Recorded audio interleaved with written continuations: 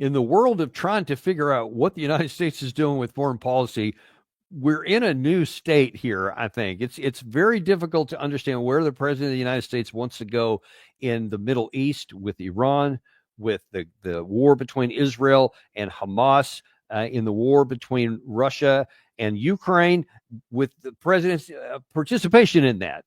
Does he set a 50-day deadline? Does he set a 100-day deadline? Does he set a 24-hour deadline? Or now is it a 10-day deadline? And deadline to what? What is he trying to accomplish? Where is this going? And I don't have a lot of answers today, but I've got somebody on the show who does, and that's Colonel Douglas Macgregor. Doug, we're always grateful to have you back on the show. Former defense and foreign policy analyst and former advisor to Secretary of Defense and highly decorated combat vet. Doug, welcome back to the show. Always a pleasure. It is always a pleasure. I hope we're going to get to some of the funner things here later on too in this show. But let's just start off with this first issue here about Trump changing this 50 days deadline that he gave to Putin himself. Now he's going to say maybe 10 or it could be 12. What do you make of this change, and why do you think it happened yesterday? That's a good question. I think, first of all, Donald Trump is being handed a script by the people that surround him, and he's largely repeating what he's discussed in private. And what he's discussed is, well, it doesn't look like we're going to make much progress with the Russians over Ukraine. So let's ratchet up the pressure, assuming that we're putting any pressure on the Russians. And one way to do that is by shortening the deadline, as though the deadline is very meaningful, because the deadline is unclear in terms of, other than enhancing sanctions that Russia is already dealing with and potentially threatening to provide more long-range strike flexibility, I guess. There's not much to it. And of the two, the long-range strike issue is very dangerous, but he doesn't seem to understand that. So as I listen to him, I kind of think he's developed a God complex. Well, that's scary. That's not a good thing to have this. If you believe that about yourself, it's one thing to quote believe the press about you, but if you believe you've got that kind of a complex, that can lead to some really bad decisions. For those who may have missed it, here's kind of where Trump was yesterday on this issue of a deadline. You know, Russia could be so rich right now. Instead, they spend all their money on war. They spend everything on war and killing people, and it doesn't make sense to me. I thought he would want to end this thing quickly. I really felt it was going to end, but every time I think it's going to end, he kills people. Could a meeting help, and are you considering it? Has been proposed? I don't know. I'm not, I'm not so interested in talking anymore. We'll discuss a couple things during that clip there, but the first one that really jumped out at me, and I'd like your view on this, is why he ever thought that he had a deal 5 or 4 times. I don't know. I mean, I don't think the man is on the planet with the rest of us. I think he believes that he's God. Whatever he says is right and proper and accurate. He glosses over the fact that this war would not have ever happened if it were not for the United States.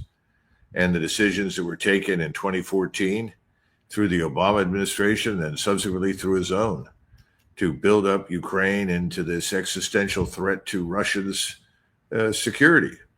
So, bottom line is, the first lie is, he just keeps on killing people. No, he's being compelled to fight this war, and he has no choice but to continue to fight it until he's achieved his objectives.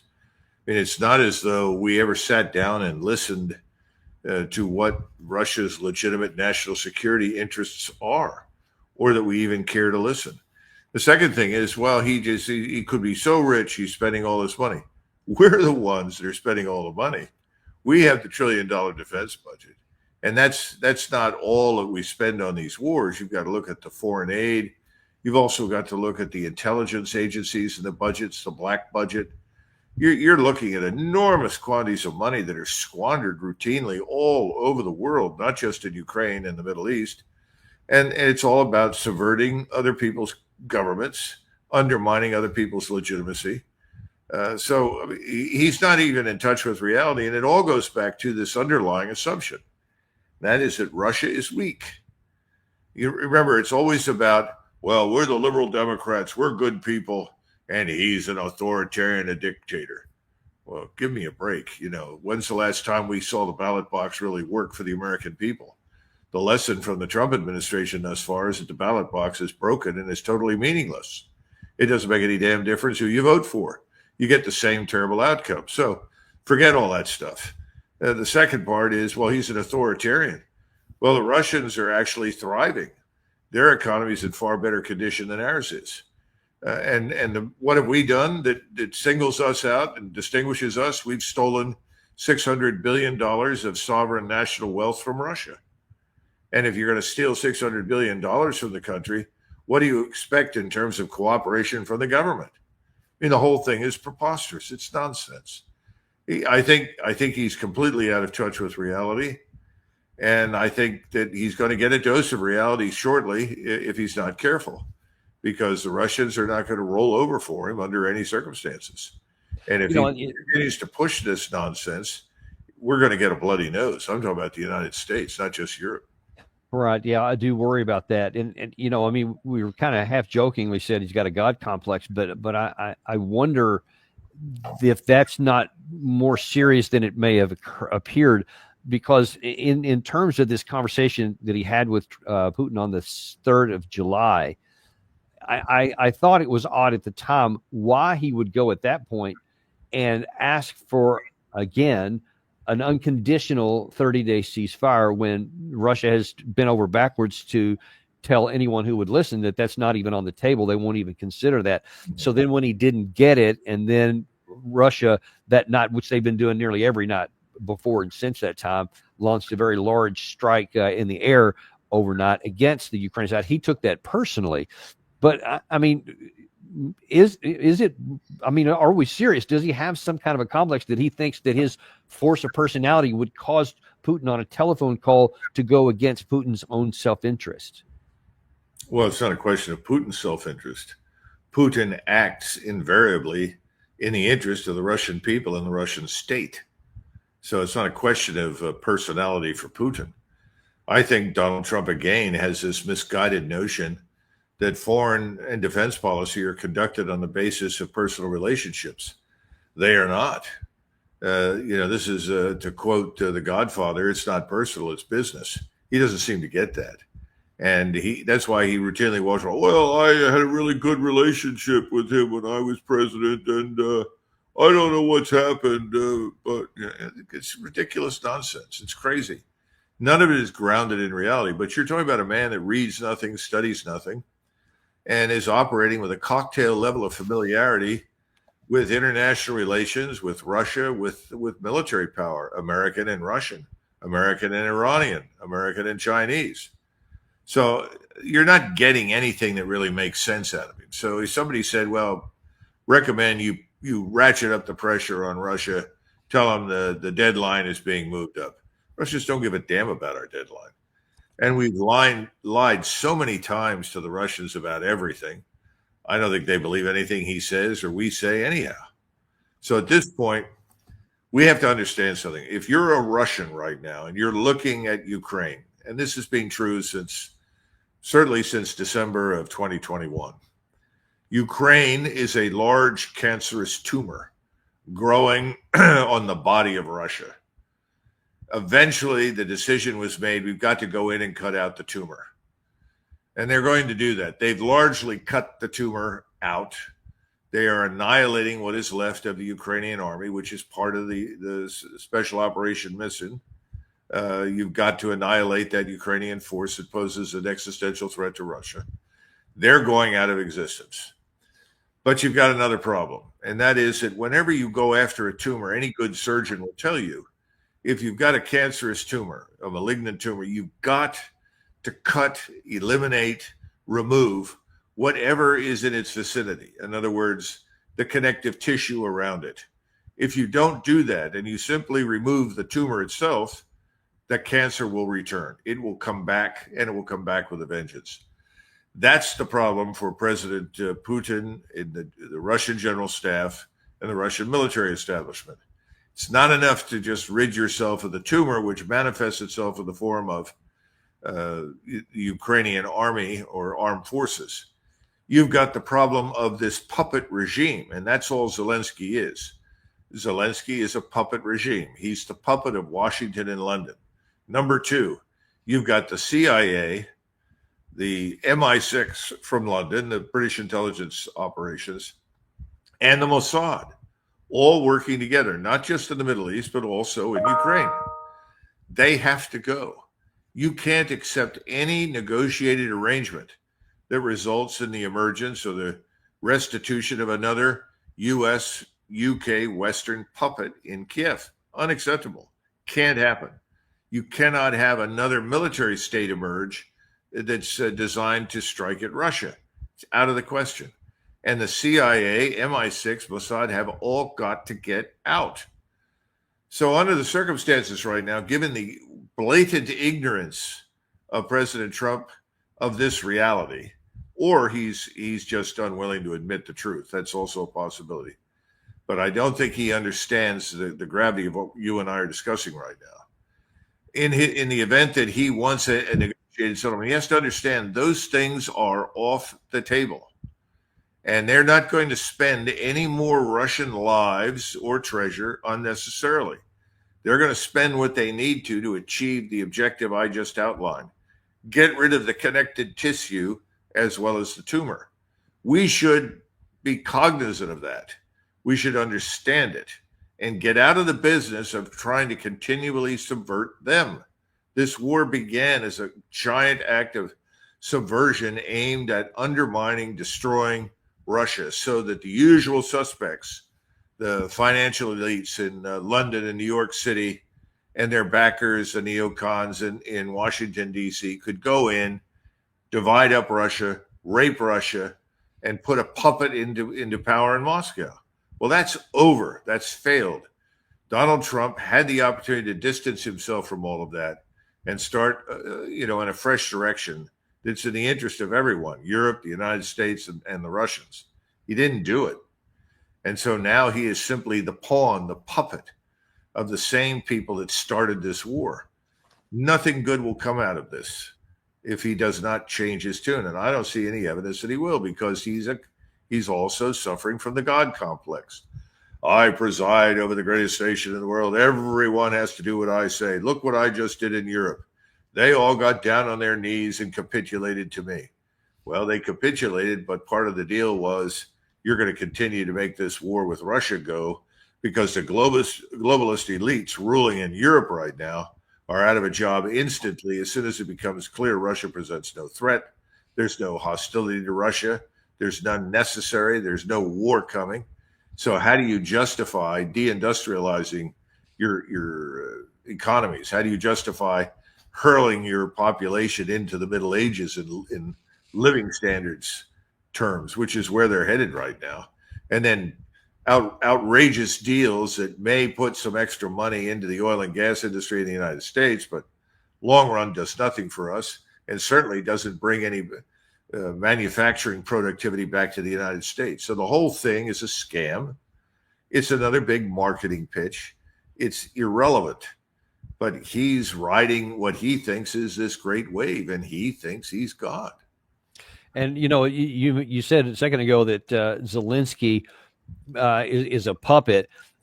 He may not know he's a puppet. He may also have his own version of a God complex, because here's how he reacted to Trump's comment about the 10-day deadline.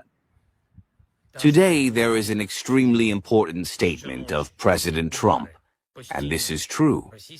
It is Russia that does everything to break the peace efforts and delay this war. Every night, strikes, constant Russian attempts to hurt Ukraine. Indeed, there can be peace if you act strongly and decisively. And we have repeatedly said, and all partners know, that sanctions are a key element. Russia respects sanctions, respects such losses. Peace, however strong, is possible. Ukraine, as always, is ready to work as productively as possible for America. to work with President Trump in order to end this war with dignity and lasting peace. So either he has totally lost contact with reality and thinking that anything positive from his perspective is possible on the battlefield, or he's just a willing participant, whether it's a puppet or just a co-conspirator in keeping the war going as long as they can. I mean, how do you see it? Both he and the president are puppets in the same theater. This is what people don't understand. Look at the people that surround President Trump. Look at the people that contributed to his campaign to elect him to office. They are driving policy. They are driving it in the Middle East. They are driving it in Europe. They want Russia to be destroyed. Now, Russia is not going to be destroyed. That's very obvious. But the same people are unwilling under any circumstances to admit that they may have miscalculated, that they may have been wrong. And you know who is very uncomfortable ever admitting that he's wrong about anything is Donald Trump. So Donald Trump is much more at ease threatening and bullying than he is at stepping forward and saying, you know, this war was a mistake and we've got to get beyond this. And therefore, we have to have a team sit down, establish Russia's interests, what they are and what they demand, understand clearly, and see if we can find a way to breathe life into the comatose body of this nation called Ukraine. But he's not prepared to do that. The other puppet in Kiev is going to continue to sing that song until he is dead or removed. He has no alternative. He can do nothing else, because to do something else would result in his immediate replacement by a new puppet who would sing the tune. Remember, everything is being financed, driven, directed, and orchestrated from London and Washington, D.C., and especially New York City.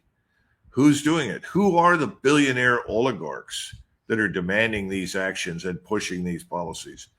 Whom have they purchased on the Hill? Whenever you listen to Senator Lindsey Graham speak, all you have to do is look at his donors. Where does his money come from? And all of a sudden you begin to figure out, my gosh, I guess there's a reason he says what he does. Well, the same thing is true for President Trump and this man Zelensky. It's not a clear-cut division. President Trump is an independent, free agent who thinks on his own, decides on his own, after consulting with people that are well-informed and informing himself. No, it's not that. It has never been that. How else do you go from the Trump of 2024 campaigning and talking about we've got to end these conflicts. We've got to disengage from these. We've got to promote peace and stability. I want to bring back manufacturing. I want to promote prosperity. And oh, by the way, that Epstein file needs to be released. There has to be accountability and transparency in government. What's happened to all of that? It's gone. That's a great point. Because the people that elected him are not interested in those things. And they don't give a damn about the American people or you and me or anybody else. And who are these generals that run around and make these outrageous statements? You know, just a couple of years ago, we had some Navy admiral talking about fighting and winning a nuclear war. Now we have this man, Donahue, one of the co-architects of the disaster associated with disengaging from Afghanistan, who for his incompetence has now been promoted to 4 stars. And he's now threatening the Russians over Kaliningrad, this small slice of East Prussia that was given to Stalin by FDR towards the end of the war. Well, I think that's regrettable. I'm sorry East Prussia went out of business. I'm sorry Prussia went out of business. But unfortunately, it's out. It's done. We can't reverse that now.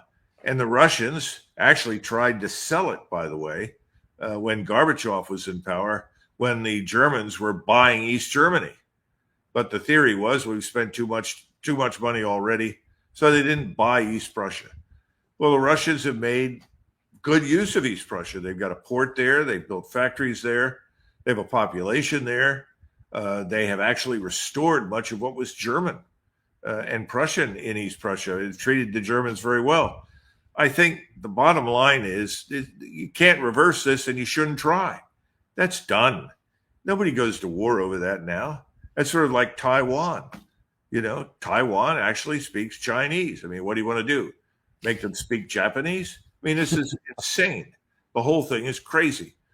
But we're engaged in this. And here's a general that steps up and says, in a few days, we can run right over this and take it.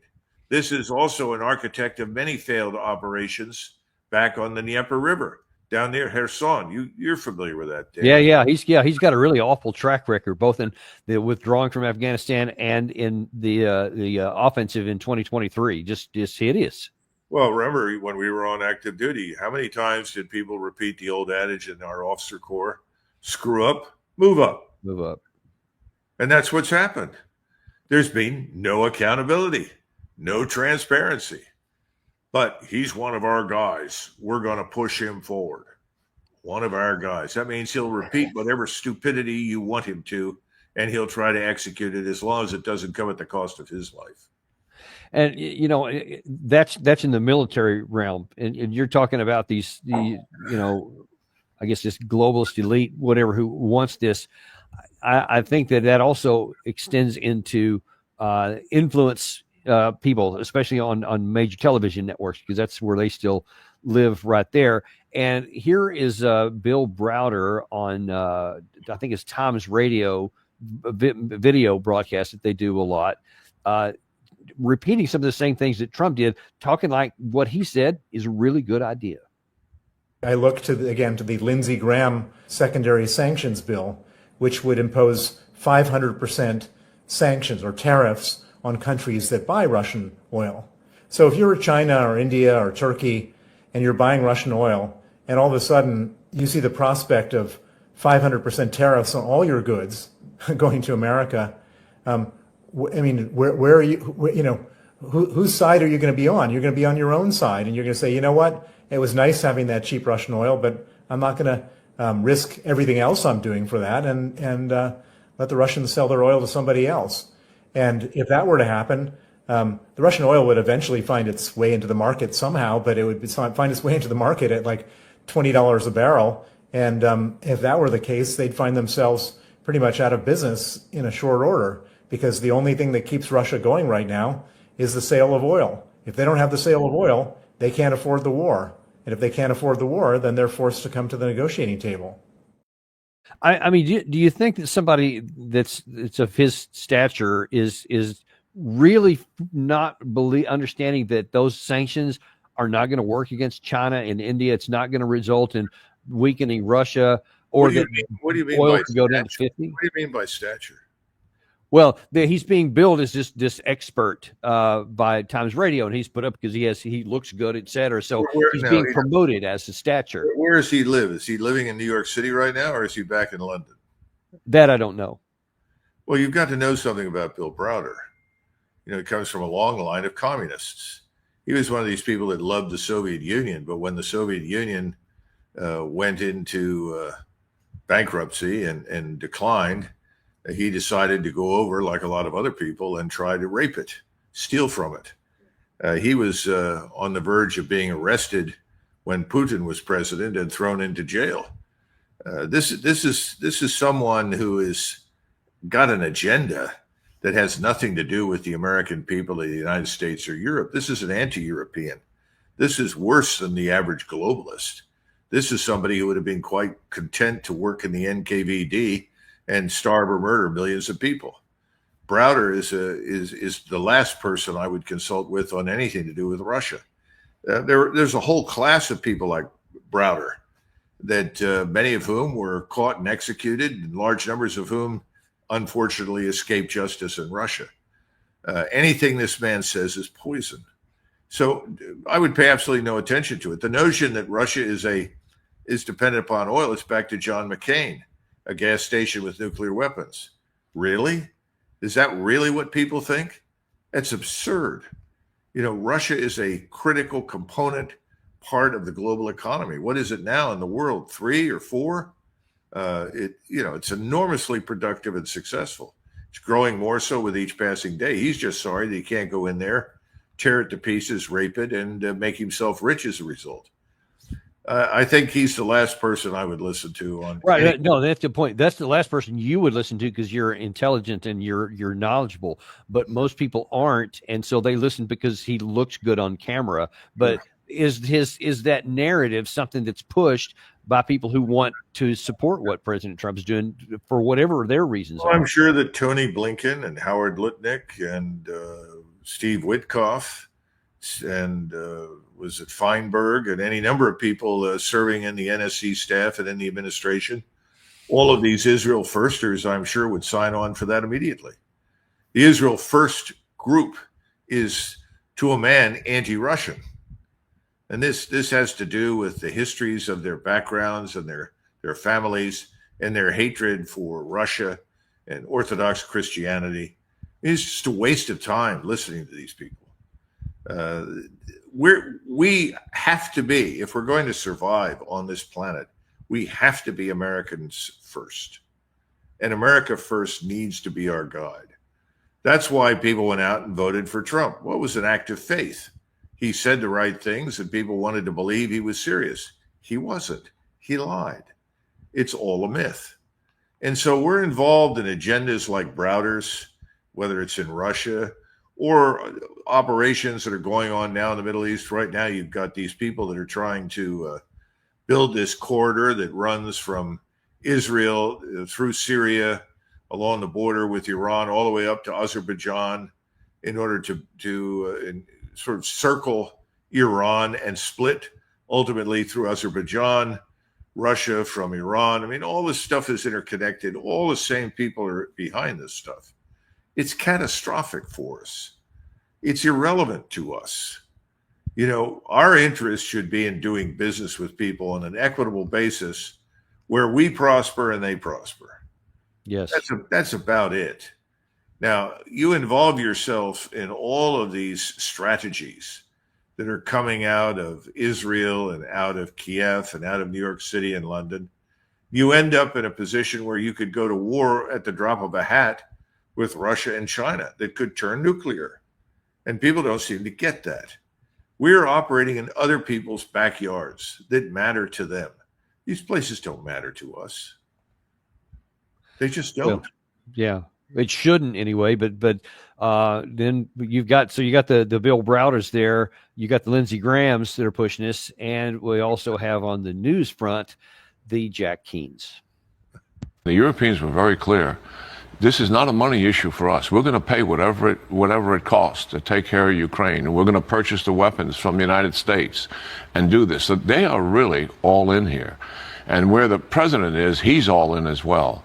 Putin has got to be taking notice of that. He wanted to undermine our resolve in the Europeans, and he certainly wanted to break the will of the Ukrainian people to put more pressure on Zelensky so he would make major concessions. Big picture, Putin has been at war for 41 months. He still hasn't taken significant territory in Ukraine. His presidency is at stake, and he wants those concessions being made by Zelensky, and he wanted them to be supported by the President of the United States. It is not happening. So he has to begin to rethink where is he and how much stake is he going to continue to risk his presidency by this involvement. Risk his presidency. President Putin is risking his presidency. So what do you make of that charge? Because everything kind of centers on whether this is even a good idea or not, on the contention that Russia hasn't taken, I think the number is like 1.5% in the last 18 months or something like that. Ergo, this is just a pointless war. How do you see it? Well, first of all, remember you're dealing with another Army infantry officer who equates seizing and holding ground with success. The Russians have been very disinterested in territory or terrain and preeminently interested in destroying the enemy force. That's how they've won wars in the past, and that's how they'll win this war, by destroying the Ukrainian armed forces. So we need to understand that. It's not what you hold on any particular day. It's how much is left of the enemy that you're fighting. They are going to annihilate what remains of the Ukrainian forces. There isn't much left, Dan. You know that as well as I do, that anybody who thinks otherwise is delusional. But we have a lot of delusional people right now. Now, the second part of this is the implication that, Putin's in a lot of trouble. He could be removed. Well, President Putin is not in a lot of trouble, and President Putin will be there when Trump is long gone, I suspect. I said that about the Obama administration, and I said it when you had Bush there and others, and people looked at me like I was crazy. He is not going anywhere. He is very firmly established, and he has enormous support inside the country. Support, by the way, that can be confirmed through independent polling, contrary to what the usual suspects in New York City and the mainstream media are trying to convince people. So that's the third thing. And the fourth, the last piece is this. It's back to what we said at the beginning. The Russians are not going to walk away from this until the cancer is eradicated. That cancer will be eradicated. And what's happening right now in these various battles of encirclement is the last remnants of the Ukrainian force are being annihilated. They will be gone shortly.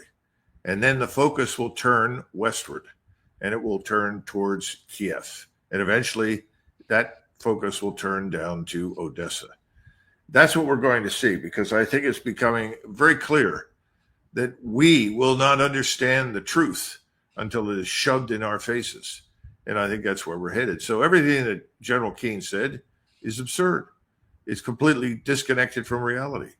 But he's being paid well for that, as everybody else is in the mainstream media. So do you think that in terms of having that reality shoved into our faces when we finally get it, I worry a little bit about if what you say starts to physically manifest, and we'll just stay south for the moment.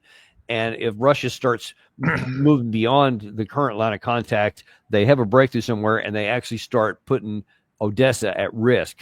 That's where I fear that we could get stupid and potentially escalate this. So how do you see that concern? Well, it's hard to imagine that we could become even more stupid, but I've been proven wrong in the past on that one. Yeah, don't camp on that one. Let's pause for a moment and consider that. The Russians are in a far better position right now to wage war on land in the region, that is Central East Europe, than we are. We have very few forces on the ground over there. What is it? Well, 100,000, I think. And most of the logistical infrastructure and support is provided locally or by contractors as usual. We're rotating troops in and out. How much are they training? I don't know. What's the morale, the quality of leadership? Given Donahue's stupid remarks, it doesn't give me much confidence in the leadership. Then you have to look at the people that live in those countries along the borders. Is there great enthusiasm for marching into Ukraine to stop the Russians from seizing Odessa or seizing Kiev? If there is, I haven't seen any evidence for it. I'll be over there this fall. Perhaps I'll find some evidence for it, but I don't see any. So I think the great danger is that we are going to once again encourage or allow the Ukrainians to engage in long-range strikes. And I don't think the Russians will take it very well, and I think the consequences for Ukraine will be profound. And beyond that, depending upon where these strikes come from and who manufactured the equipment, it could have consequences for us and people living in Central East Europe, particularly in NATO.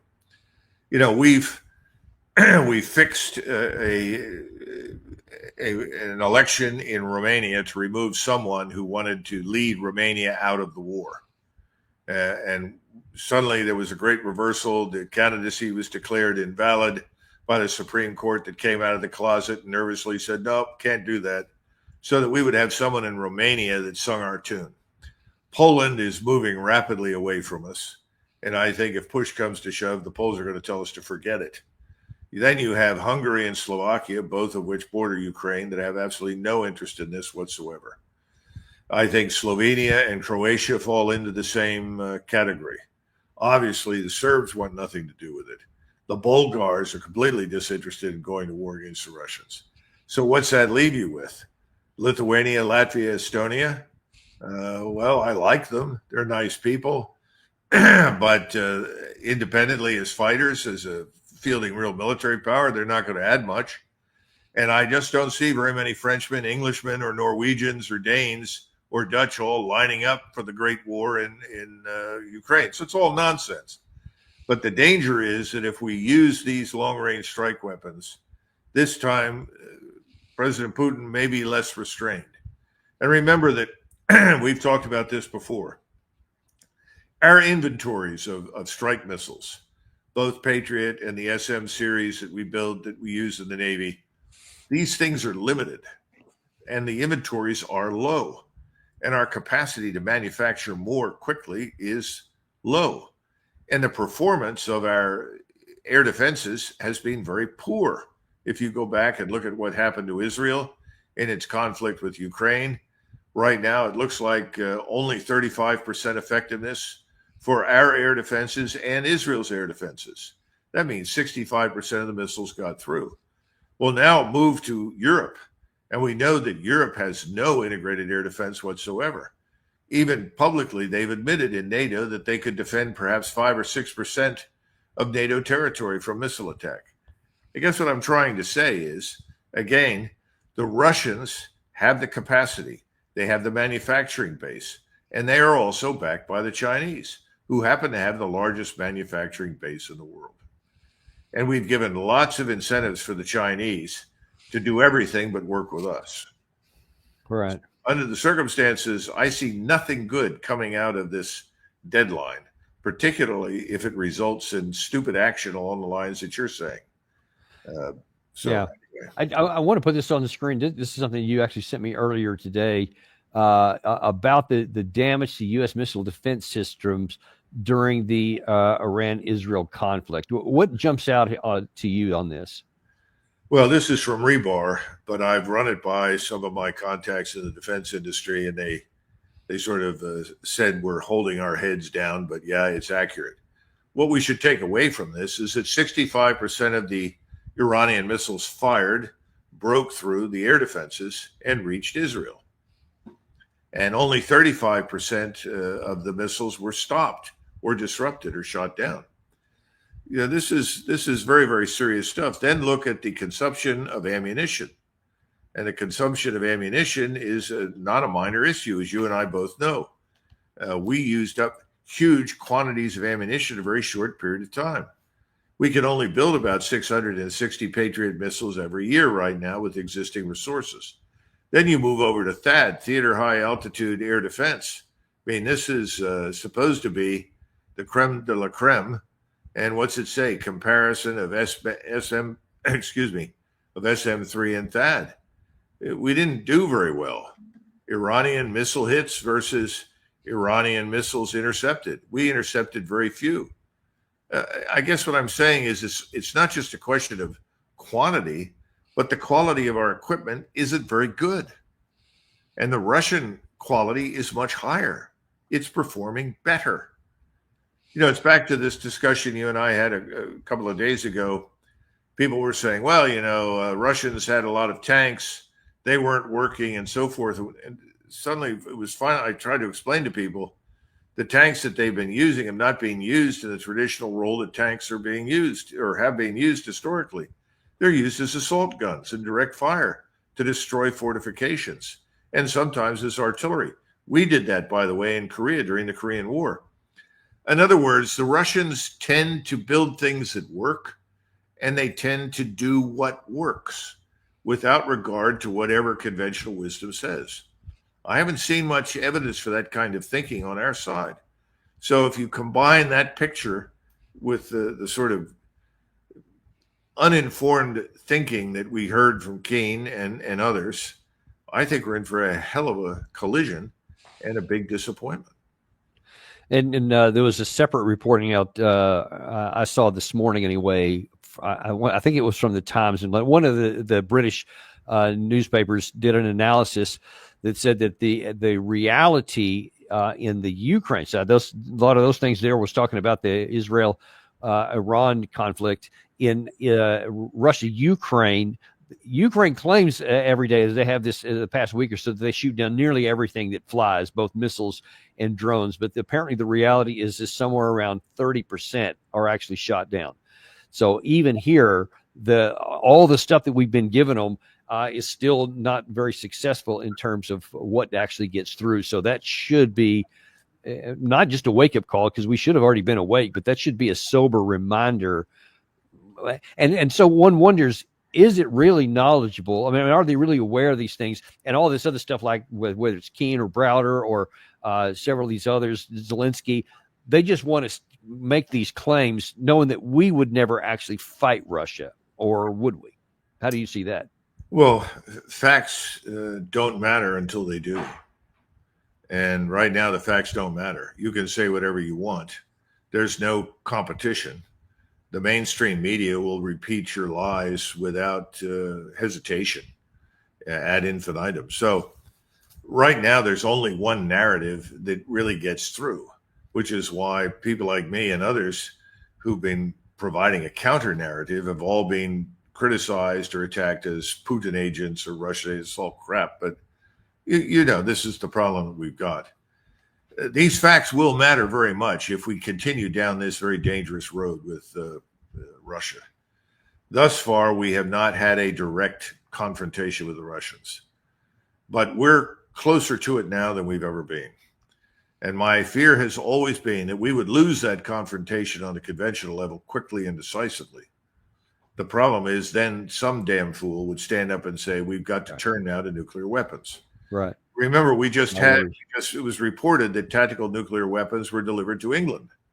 We hadn't sent any nuclear weapons to England in 40 years. Now suddenly we've delivered them there. And these are supposed to be weapons that can be delivered, flown and delivered by F-15s and F-35s. Very dangerous. What are we thinking? You know, and then we are shocked when we find out that the Russians have pushed forward nuclear capable forces to Belarusia.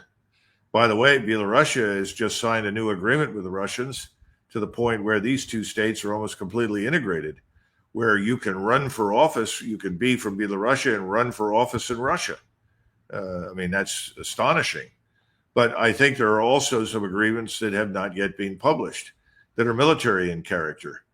And I think these military agreements will mean that once this hammer falls in a big way on Ukraine, that we will see an advance from Belarusia south into Ukraine with the intent of capturing Kiev.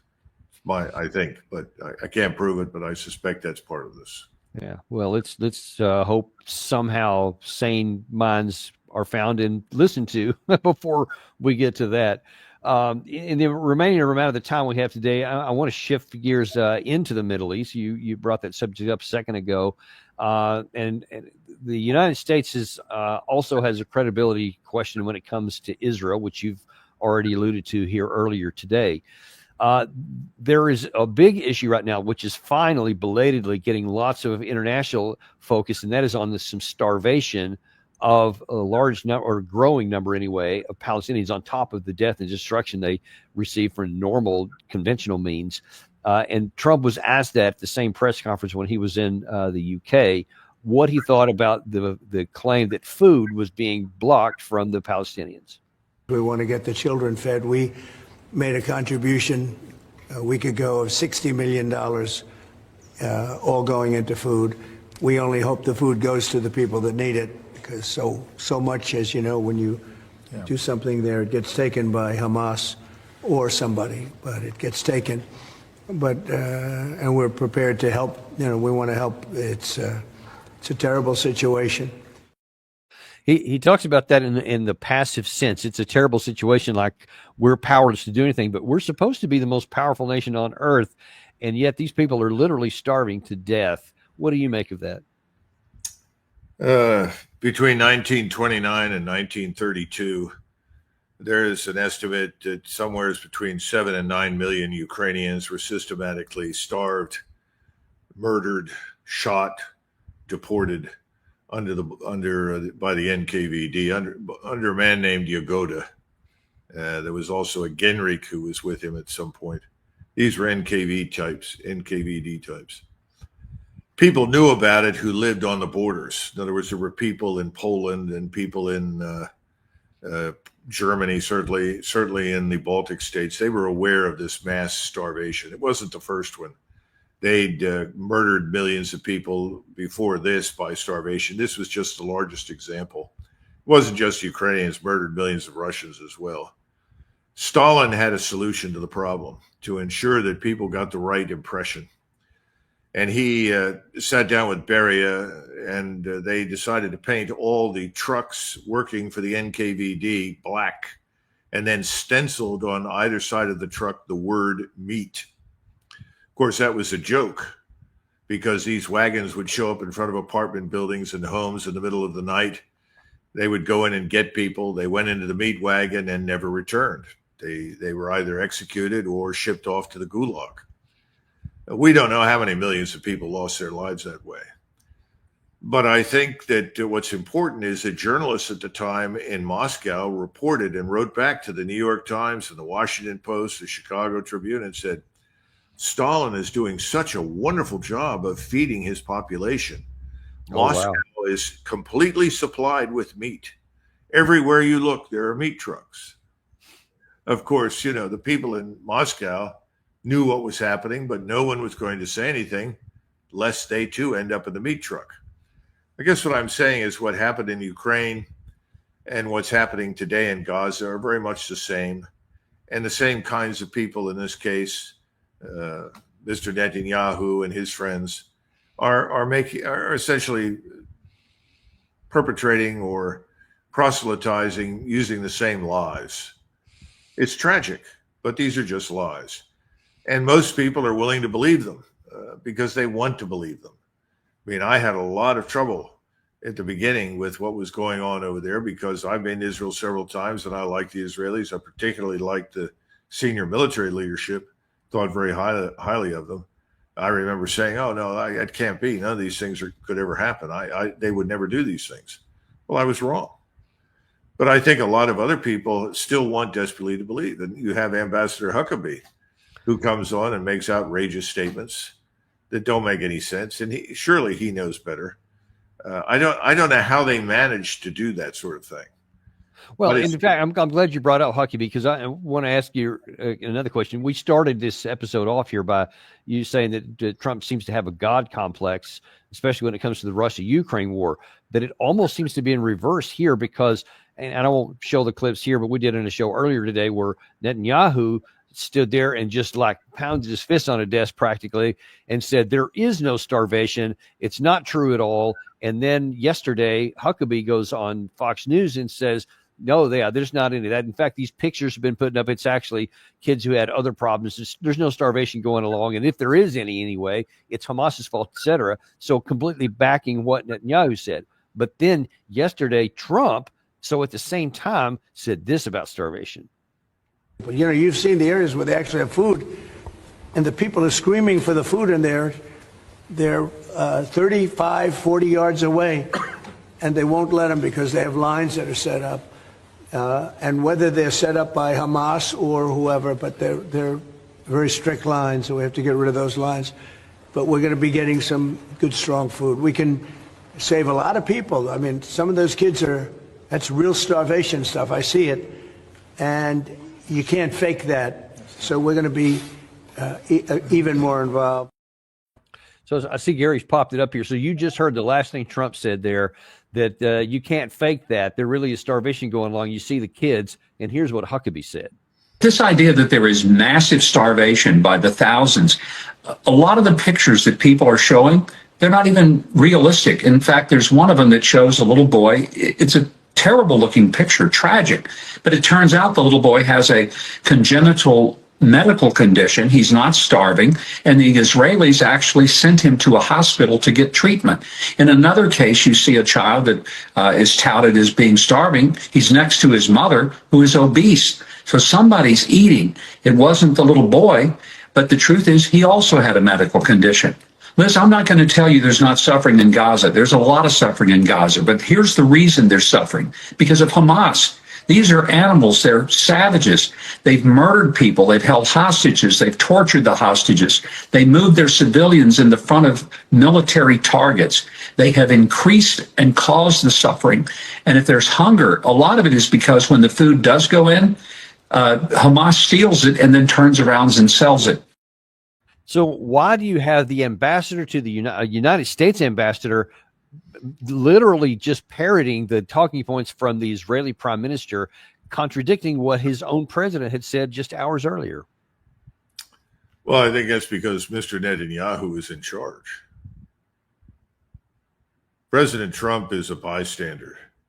And if President Trump were to say, I'm going over there, get me my plane ready, I'm going in there and I'm going to bring a military escort with me. And I'm going to go in there and I'm going to see what the truth is. And I'm going to personally put a stop to this. You know, when Howard Taft visited Mexico as president of the United States, he took 4,000 troops with him as security. I suspect President Trump would have to do something similar if we were to go into Israel right now to actually see Gaza. But he's not going to do that because he's not in charge. And if he were try to stop that, the people that surround him in the White House, the people in the NSC staff, people that elected him, the billionaire oligarchs that provided the money and the support, they would stop him dead in his tracks. And I think that's a fact. And Huckabee, his job there is to go on and keep all these Christians on board that are supporting whatever the Israelis do. And for him to stand up there as one of these evangelizing Christians and say, no, it's not right. Yes, it's bad, but it's not what you hear. Well, that's music to the ears of Netanyahu and his government. And that's what he's there to do. They didn't pick him for his objective assessment or analysis of anything. Don't be ridiculous. Who are we kidding? You know, that's why I compare this to Stalin and the regime that he ran, because when he sent somebody out to look for something and fix something, he didn't ask them for their opinion. They were there to go do it, which usually involved mass deportations and murder. Well, right now, no one is really interested in what Huckabee thinks, certainly not in the Israeli government. His job is to help provide cover while they get the job done. How many times has President Trump said, I just wish they'd get it over with. I wish they'd speed it up and get it over with. He said it again last Friday, actually, about Gaza. So, you know, can't you murder another 500,000 people quickly and get this over with? I mean, that's literally what he's saying. We all know the truth. The truth is out there. You know, Max Blumenthal, one of the bravest people on the planet, has been out there and told the truth. Of course, the Israelis hate him with a passion. They hate everybody. It doesn't give them unconditional support. And that's Netanyahu. And right now, thanks to the ownership of the White House and Congress, he has the unconditional support of the United States government and the unconditional obedience of the United States Armed Forces. And I'm sure Kurilla would make that very clear in the event that we go back into another round with Iran, which I think is inevitable. That will happen too. And we'll be back where we were before. You know, Doug, in the last bit of time we have here, for you mentioned a second ago about a lot of things that Trump said during the election campaign and how that differed from first Biden and then separately from Kamala Harris, and how a lot of people voted for him based on the promises that he made, et cetera. But when you're talking about especially the Middle East and in the Russia-Ukraine war, have you seen really any fundamental differences between the administrations of Biden and Trump? Only that I think President Trump has been willing to be much more aggressive than Biden was, even in the Ukraine war. He's done a 180-degree turn. And I think he's more aggressive than Biden was. Remember, Biden, even though he ultimately, what's the right word, sort of capitulated over time. Remember, he said, no, we can't give the Ukrainians F-16s or F-15s. That's too dangerous.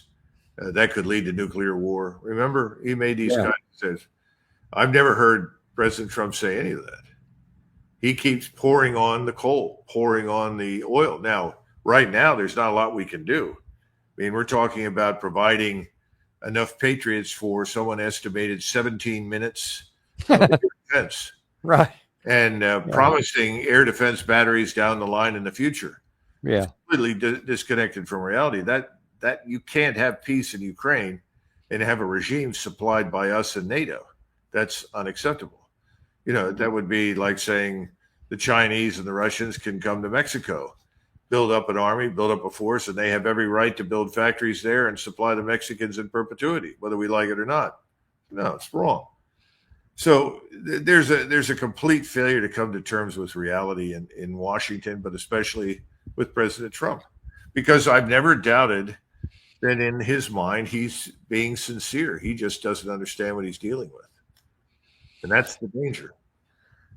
That is the danger. It's not a good place to be in. But well, I guess we got what we got. We just have to hope that cooler heads can prevail and that we can avoid some of the worst outcomes with that either one of these places. But as you say, the trends don't look good. But we'll keep following it. But anyway, Doug, listen, well, as always, it's always good to be armed with the truth. And that's one of the reasons we love to have you on, is because you tell the unvarnished truth the way it is, whether anybody likes it or not. And that's unintimidated and uncompromised, like we love on this channel. So thank you very much for coming on. Sure. Bye-bye. And we thank you guys for coming on as well. Also, to let you know that we are on podcasts.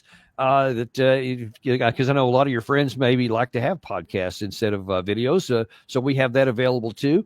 And then, as Gary's showing you on the screen here, we have Substack now, DanielDavisDeepDive.substack.com, because a lot of people also like to get their news from the written form. So we have that. It's got a combination of the video, but also some articles and op-eds and things that I write, and just some summation of some of our shows. I think you'll really enjoy that, or some of your friends will. Be sure and share that with them. Be sure and like and subscribe also if you haven't done it, because we really appreciate that when you do it. And we will see you on the next episode of Daniel Davis Deep Dive.